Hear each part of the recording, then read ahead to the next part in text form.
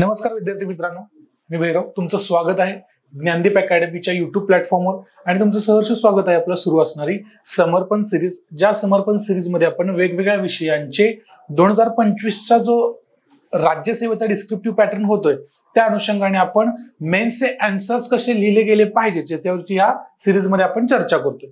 बघा, आपण जॉग्राफी या विषयाचे किंवा जॉग्राफी या सब्जेक्ट मधील महत्त्वाचे टॉपिक, त्या टॉपिकवरती कशा स्वरूपाने प्रश्न विचारले जातील किंवा आतापर्यंत युपीएससीच्या धर्तीवरती कसे प्रश्न विचारले गेलेत या प्रश्नाच्या अनुषंगाने आपण चर्चा करत असतो. बघा, आज पण आपण तेवढाच इम्पॉर्टंट कंटेंट आणलाय आणि फॉर एक्झाम्पल जो लेटेस्ट आपण अनुभवतोय त्याच अनुषंगाने आपण आजचा प्रश्न फॉर्म केलेला आहे की जो हवामानाशी निगडित आहे की जो पर्जन्याशी निगडित आहे, पावसाशी निगडित असणार आहे. बघा, प्रश्न तुमच्या समोर स्क्रीनवर आहे. हा प्रश्न प्रिव्हियस इयरला विचारलेला प्रश्न आहे. या प्रश्नामध्ये तुम्हाला विचारलंय की भारतातील प्रमुख शहरे पूरस्थितीला असुरक्षित बनत आहेत यावर चर्चा करा. म्हणजेच काय की ज्या भारताच्या मेजर सिटीज आहेत त्या कशा आहेत, वल्नरेबल होत आहेत कशासाठी, फ्लडसाठी. जसं की पुण्यातली पण अवस्था आपण पाहिली बऱ्यापैकी. पश्चिम महाराष्ट्रातील कृष्णा खोरा असेल, कृष्णा नदी असेल, पंचगंगा असेल, पुण्यातील काही नदी असतील, बरोबर का, गोदावरी नदी असेल, या सर्व नद्यांचं आपण रौद्र रूप यावेळेस पाहिलेला आहे, अनुभवलेला आहे, बरोबर का. आणि त्याच अनुषंगाने प्रिव्हियस इयरला काही प्रश्न विचारले होते, त्या प्रश्नाच्या अनुषंगाने आपण आता चर्चा करणार आहोत. आता या प्रश्नामध्ये कोणते घटक आपण लिहिले पाहिजेत, कशा स्वरूपामध्ये आपल्या उत्तराचा पॅटर्न असला पाहिजे. प्रत्येक वेळेस आपण चर्चा करत आलोय की आपल्या प्रश्नाची सुरुवात करत असताना त्याचे 3 पार्ट मध्ये आपण डिवायडेशन करतो. पहिला पार्ट असतो इंट्रोचा, दुसरा पार्ट असतो मेन आन्सर बॉडीचा आणि तिसरा पार्ट असतो कन्क्लुजनचा. तर त्याच अनुषंगाने हा जो प्रश्न, या प्रश्नाकडे आपल्याला कसं बघायचं आहे, इथं आपल्याला सांगितलंय की चर्चा करा असं म्हटलंय. काय म्हटलंय, चर्चा करा. आणि ऑलरेडी त्यांनी दिलंय फ्लड बद्दल फक्त शहरी जीवन आणि पूर असं आपल्याला न सांगता त्यांनी सांगितलंय की हे जी पूर परिस्थिती आहे या पूर परिस्थितीमुळे भारतातील जी प्रमुख शहरे आहेत जसं की पुणे असेल, मुंबई असेल, फॉर एक्झाम्पल केरळमधील काही सिटीज असतील, बरोबर का, लक्ष येतंय का, त्यानुसार हे सगळी शहरं कशी होत आहेत रे, असुरक्षित होत आहेत. यावरती आपल्याला चर्चा करायची आहे. म्हणजे सेंटेन्स ऑलरेडी स्टेट आहे, सांगितले त्यांनी. आता त्याच्यावरती आपण फक्त आपला आन्सर, आपलं थिंकिंग कशा स्वरूपाचं असणार याच्यावरती आपण चर्चा करू. बघा, इंट्रो मध्ये आपल्याला काय लिहायचं आहे, भारतातील जी मोठी शहरं आहेत त्या पुरांच्या घटनांमध्ये वाढ झाल्याचं आपल्याला लक्षात येऊन जातं. जर आपण फॉर एक्झाम्पल भूस्खलनासारखी जरी घटना ऑब्झर्व केली तर काही स्वातंत्र्यानंतरचे जरी काही कालावधी किंवा काही वर्ष आपण ऑब्झर्व केली तर एका भूस्खलन घटनेपासून दुसरी भूस्खलन घटना घडण्यासाठी 10 ते 12 वर्षांचा कालावधी आहे. जर तुम्ही न्यूजपेपरमध्ये जो करंट डेटा दिलेला असतो त्याचं जर ऑब्झर्व केलं आणि 2021 ते 2024 या 3 वर्षातच नाही म्हणलं तर 7 ते 8 वेळा भूस्खलनाच्या घटना घडल्यात आणि त्याच्यापेक्षा जास्तच घडल्या असतील, बरोबर का. चलो, आणि याच अनुषंगाने मुद्दाम मी हा प्रश्न आज घेतलेला आहे आणि शक्य तेवढे प्रश्न या लेटेस्ट जो करंट अफेअर्स आहे त्याच्याशी निगडीत आपण क्वेश्चन्स फॉर्म करण्याचा प्रयत्न करतो. बघा, आता याच्यामध्ये तुमचा अप्रोच कसा असला पाहिजे, तर मोठ्या शहरांमध्ये ज्या पुराच्या घटना आहेत त्यांच्यामध्ये वाढ होतीये आणि ती वाढ इतकी आहे, त्याचे इम्पॅक्ट एवढे भीषण आहेत, एवढी भीषण परिस्थिती आहे, हा दाखवण्याचा किंवा त्याच्यावरती कमेंट करण्याचा प्रयत्न करून आपण काय करायचं आहे, आपल्या इंट्रोला किंवा आपल्या उत्तराला सुरुवात करा, बरोबर का. चलो, जेणेकरून काय होईल, जो प्रश्न ऑलरेडी स्टेटेड केलाय त्यांनी त्याच्याला आपल्याला पूरक होईल. पुढे मेन बॉडीमध्ये तुम्ही काय लिहिणार त्याच्यामध्ये, तर बघा, ही काही मानव निर्मित कारणं असतील, काही नैसर्गिक असतील, काही खराब नियोजन असेल, शहरांची रचना की जी नियोजित नाही किंवा सुनियोजित नाही त्या रचनांचा काही परिणाम त्याच्यावर होत असेल, ही सर्व कारण आपल्याला त्याच्यामध्ये चेक करायची आहेत किंवा त्याच्यावरती आपल्याला भाष्य करायचं आहे आणि त्याच्याशी निगडीत उदाहरणं देऊन आपल्याला सिद्ध करायचं आहे. लक्षात येते का. समजा तुम्ही एक नैसर्गिक कारण सांगत असाल, एक मानवनिर्मित कारण सांगत असाल किंवा काही नियोजनाबद्दल तुम्ही कमेंट करत असाल तर त्याच्यावरती उदाहरण द्या जेणेकरून तुमच्या उत्तराला पुष्टी येईल. आणि शेवटी कन्क्लुजन मध्ये तुम्ही लिहू शकता की जे बाबा प्रेडिक्टिव्ह पर्सिपिटेशन मॉडेलिंग असेल किंवा वॉटर सॅनिटेशन असेल, म्हणजे अर्बन एरियाजमध्ये वॉटर मॅनेजमेंट जे असेल त्याच्याशी निगडीत काही भाष्य करून तुम्हाला तुमचं उत्तर संपवायचं आहे. प्लॅनिंग कसं केलं असलं पाहिजे, ओके, याच्यावरती कमेंट करा आणि तुमचं उत्तर तुम्ही संपवायचं आहे. बघूया एकंदरीत तुमच्या उत्तरामध्ये कोणते कोणते घटक असणं अनिवार्य आहे. जर इंट्रोमध्ये आपण काय सांगितलं की भीषण परिस्थिती आपल्याला स्पष्ट करायची आहे वाढत्या पुराची किंवा पूरजन्य घटनांची, तर नीट पाहिलं तर हे शहरी पूर आहेत, म्हणजे ज्या भागामध्ये थेट पावसाने किंवा एखाद्या वेळेस मर्यादेपेक्षा किमान किंवा सरासरीपेक्षा जास्त पावसाचं किंवा पाण्याचं प्रमाण झालं तर काय होतं, पाणी साचतं. बरोबर आहे का? पाणी साचतं म्हणजे जनजीवन विस्कळीत होतं. हा मुद्दा याच्यामध्ये महत्वाचा आहे. रस्ते कमरे एवढं पाणी साचतं. बरोबर आहे का? आपण न्यूज मध्ये व्हिडिओज बघितले असतील जिथपर्यंत पुराच्या पाण्यासोबत व्हेकल सुद्धा वाहून जातात, 4 व्हीलर, हे सुद्धा आपण अभ्यासले. त्याच घटना आपल्या शब्दांमध्ये इथं मांडायचंय. त्यामुळे काय होतं, आपण इंट्रो लिहितोय बरं का, लक्षात ठेवा.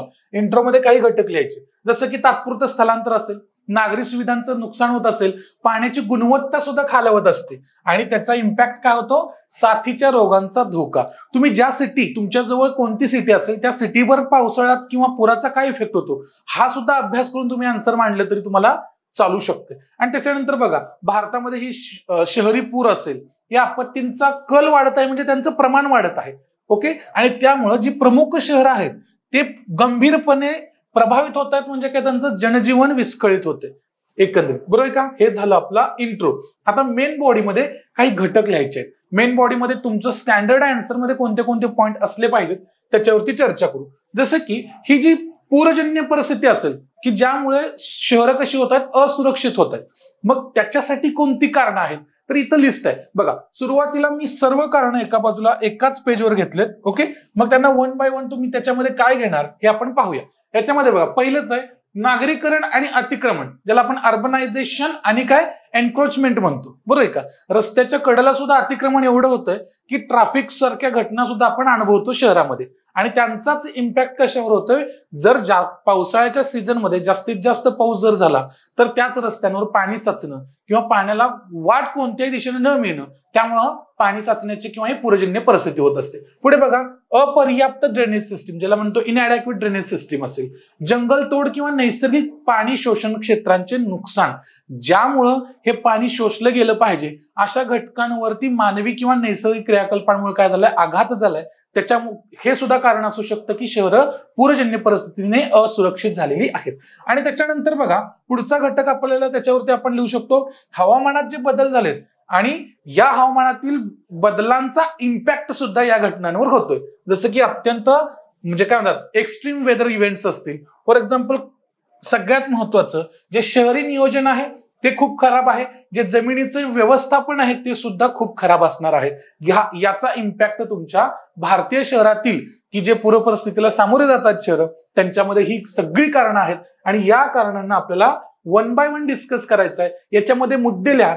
तुम्हाला कोणता लेटेस्ट डेटा जर ऍड करता येत असेल तर तो ऍड करा. फॉर एक्झाम्पल, पहिलं नागरीकरण अतिक्रमणामध्ये जर तुम्ही पाहिलं तर इथं दिलंय बघा, पर्यावरण वन हवामान बदल मंत्रालयाच्या अभ्यासानुसार काय दिलंय की 2011 ते 22, बघा 2011 ते 22 या वर्षापर्यंत भारतातील जे शहरी भागात आहे बघा, शहरी भागात किंवा नागरीकरण, शहरीकरणाचा दर किती झालाय, 24.5% वाढलाय. बरोबर का? आणि ज्यामुळे नैसर्गिक जलशोषण क्षेत्र सुद्धा काय झाले, नष्ट होते.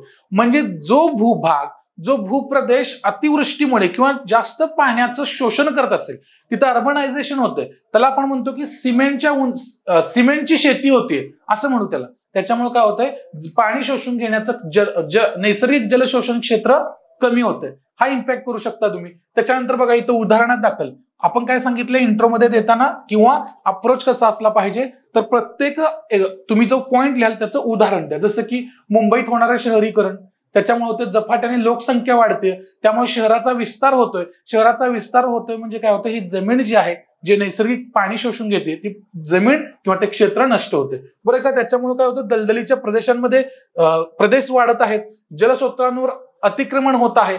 पुढचा समजा ड्रेनेज सिस्टीम वरती सांगितलं तर ती कशी आहे, अपर्याप्त आहे किंवा इनएडिक्वेट आहे. बघूया, फॉर एक्झाम्पल इथं सुद्धा अहवाल मी इथं मेन्शन केलाय बघा, केंद्रीय जल आयोगाचा अहवाल 2022 मध्ये भारतातील किती 73% शहरी भागात पाणी साचतं आणि ड्रेनेज संबंधित समस्यांना सामोरं जावं लागतं. तुम्ही विद्यार्थी दशेत असताना पुण्यासारख्या शहरात असता, तुम्हाला ड्रेनेज सिस्टीम बद्दल चांगलं माहिती आहे. ज्यावेळेस पुण्यात यावर्षी पाऊस पडला, ड्रेनेजमध्ये पाणी जायचं सोडून ते ड्रेनेजमधूनच पाणी बाहेर येत होतं. बरोबर का? ही काय रे, इनएडॅक्वेट ड्रेनेज सिस्टीम आहे. इथं उदाहरण दाखल पण दिले, तामिळनाडूतील चेन्नई 2015, अपुऱ्या ड्रेनेजमुळे गंभीर पुराला तामिळनाडूला सामोरे जावं लागलं होतं. पुढचा जंगलतोड, नैसर्गिक पाणी शोषण क्षेत्रांबद्दल सांगितलं. शहरीकरण वाढतंय, ओके, शहराचं प्रस्थ वाढत आहे, लक्षात येते का? फॉर एक्झाम्पल बघा इथं उदाहरण काय दिले आपण, उदाहरणांमध्ये जर गेलो, उदाहरण तर बेंगलोरचं दिलेलंच आहे, सोबतच ग्लोबल फॉरेस्ट वॉचच्या आकडेवारीनुसार 2010 ते 2022 भारताने किती 1.8 दशलक्ष हेक्टर वृक्षांचं आच्छादन गमावलंय. कोणत्याही देशाच्या कोणत्याही प्रदेशाच्या एकूण क्षेत्रफळाच्या किती टक्के, तर 30% किंवा 33% आपल्याला काय असावं लागतं, वनक्षेत्र असणं अनिवार्य आहे. बरं का? त्याच्याशी निगडीत मुद्दा आहे आणि वनस्पतींचं या गोष्टीमध्ये खूप महत्वाचं कार्य आहे. बघा हवामान बदलाच्या काही घटना असतील, जसं की IPCCने अहवाल दिलाय की हवामान बदलामुळं भारतात अतिवृष्टीच्या घटना वारंवार आणि तीव्रतेने घडतात. फॉर एक्झाम्पल काय, तर 2019 मध्ये बघा विध्वंसक पूर, आता 2019 असेल 2024 असेल, या वर्षीचं असेल, की वायनाडची घटना असेल, बरं का, केदारनाथची घटना असेल, ही अतिवृष्टीचेच इम्पॅक्ट आहेत. तुम्ही वेगवेगळ्या रील सुद्धा पाहिल्या असतील, बरं का. तेच मुद्दे याच्यामध्ये तुम्हाला नमूद करायचे आहेत. आता खराब शहरी नियोजन आणि जमीन व्यवस्थापन याचा सुद्धा त्याच्यावरती अभ्यास किंवा कंटेंट किंवा मुद्दे तुम्ही व्यवस्थित मांडणं गरजेचं आहे. जसं की अपुरे शहरी नियोजन आणि जमिनीचं जे व्यवस्थापन आहे, कसा वापर केला पाहिजे, त्याचं अव्यवस्थित व्यवस्थापन, हे पण काय होतं की हे सुद्धा पूरजन्य परिस्थितीला कारणीभूत ठरतं. कारण की अशा ठिकाणीच बांधकामं केली जातात की जिथं पाण्याचा लोट असेल, पाण्याचा प्रवाह जात असेल, तो पाण्याच्या प्रवाहाला अडथळा येतो, जमीन शोषणाऱ्या जमिनी बळकावल्या जातात अतिरिक्त बांधकामामुळे. ह्या घटना याच्यामध्ये for example centre for science and environment यांच्या अभ्यासानुसार काय आढळले की 66% भारतीय शहरांमध्ये पुराचा धोका आहे, कारण की खराब नियोजन आहे, खराब जमीन वापर आहे, व्यवस्थापन आहे. उदाहरणार्थ राष्ट्रीय राजधानी दिल्लीच्या बघा राष्ट्रीय राजधानी क्षेत्र NCR, इथं गुरुग्राम शहराला खराब शहरी नियोजन आणि सखल भागात पूरक्षेत्रांच्या अनियंत्रित बांधकामामुळे वारंवार पुराच्या समस्यांना तोंड द्यावं लागतं. बरं का? हे असे काही घटक मुद्दे तुम्हाला या उत्तरामध्ये लिहिणं अपेक्षित आहे. मग याच्यावरती आपण उपाय काय करू शकतो, याच्यामध्ये आपल्याला भविष्यात कोणते मार्ग अवेलेबल आहेत, त्याच्यावरती आपल्याला भाष्य करणं अनिवार्य आहे. मग कारण की प्रश्न तुम्हाला 200 ते 250 मार्क्ससाठी विचारलाय, मग त्याच्यामध्ये हे मुद्दे येणं अनिवार्य आहे. आतमध्ये डिटेल्स जरी नाही लिहिलं, हे हेडलाईन घेऊन काही ठराविक काय म्हणतात उदाहरणं आणि एखादा अहवालातील टॉप पॉईंट जरी तुम्ही लिहित असाल तरी तुमचं उत्तर इफेक्टिव्ह होऊ शकतं. मग याच्यामध्ये काय आहे, तर फॉर एक्झाम्पल एकात्मिक शहरी नियोजन आणि पूर व्यवस्थापन असणं अनिवार्य आहे. म्हणजे तुमचं इंटिग्रेटेड अर्बन प्लॅनिंग असलं पाहिजे आणि फ्लड मॅनेजमेंट असलं पाहिजे. म्हणजे ही गोष्ट कशावर नियंत्रित करेल, एकंदरीत सर्व मॅनेजमेंटवरती ही घटक काय करणार आहे, इम्पॅक्ट करणार आहे.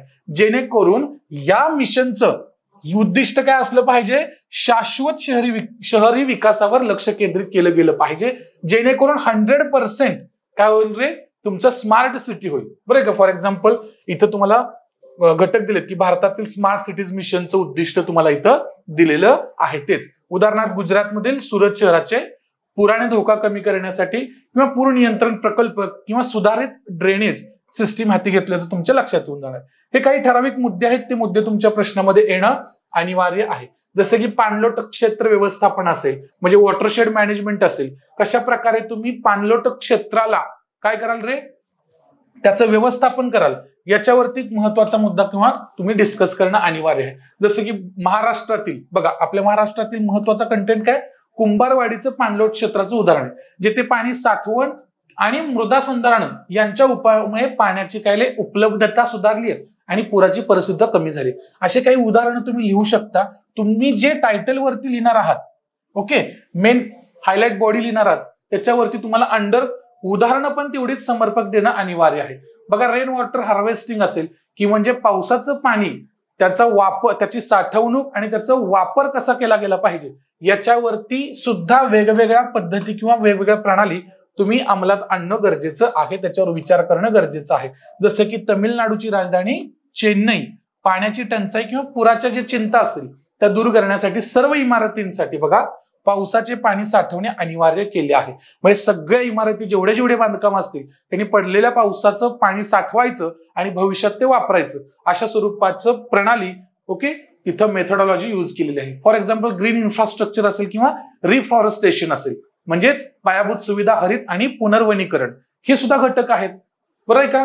फॉर एक्झाम्पल उदाहरण बघा काय दिलं इथं, जपानी वनस्पती शास्त्रज्ञ अकिरा मियावाकी यांच्या प्रेरणेने मियावाकी वनतंत्राचा वापर बेंगलोर आणि दिल्ली सारख्या भारतीय शहरांमध्ये बघा घनदाट आणि स्थानिक जंगल तयार केलं गेलं आहे आणि त्याचा परिणाम काय आहे तर पूर कमी होऊ शकतो आणि सगळ्यात महत्वाचं हवेची जी गुणवत्ता आहे ती गुणवत्ता सुद्धा इम्प्रूव्ह केली जाऊ शकते.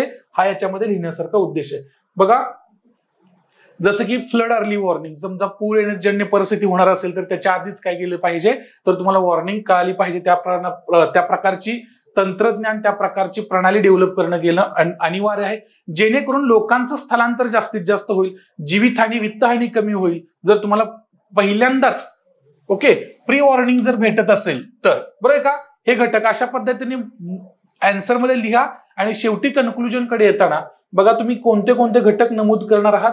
उत्तरामध्ये तर सगळे मुद्दे लिहिलेत पण सोबत तुम्हाला त्याच्यामध्ये अजून काय नमूद करायचं आहे तर बघा हे जे बदलतं हवामान असेल किंवा ज्या पॅटर्न्स असतील ते बदलत आहेत त्याचं बघा त्याच्याशी निगडीत घेऊन पायाभूत सुविधा कशा प्रकारे मॅनेज केल्या गेल्या पाहिजेत, कशा प्रकारे त्यांच्यावरती वर्कआउट केलं पाहिजे याचा अभ्यास करणं अनिवार्य आहे.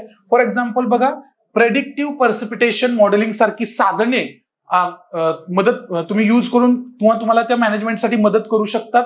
ते काय करणार आहे तर शहरी जमीन वापराच्या क्षमतेचा बरोबर आहे का क्षमतेवरती ते काय करतील तुम्हाला भाष्य करतील किंवा तुम्हाला मदत देतील जेणेकरून तुमचं लँड मॅनेजमेंट असेल जमीन वापर व्यवस्थापन असेल या गोष्टी कशा होतील व्यवस्थित होतील. आणि समुदायांची बघा ही पायाभूत सुविधा आहेत यांची अनुकूली क्षमता वाढवण्यावर लक्ष केंद्रित केलं जाईल ज्याला आपण शाश्वत विकास शहरीकरणावर केंद्र म्हणजे काय म्हणतात फोकस असला पाहिजे. अशा प्रकारे तुमच्या आन्सर मध्ये हे मुद्दे इन्क्लूड करा. हा मुद्दा मुद्दाम घेतला कारण की पाठीमागचे काही दिवस आपण ऑगस्ट महिन्यातले जुलै आणि ऑगस्ट मधले पूरजन्य परिस्थिती अभ्यासलेली आहे म्हणून हा प्रश्न घेतलाय. प्रश्न कसा वाटला आवर्जून कमेंट करा. तुमच्या प्रत्येक कमेंटला आपण रिप्लाय करत असतो. Thank you so much.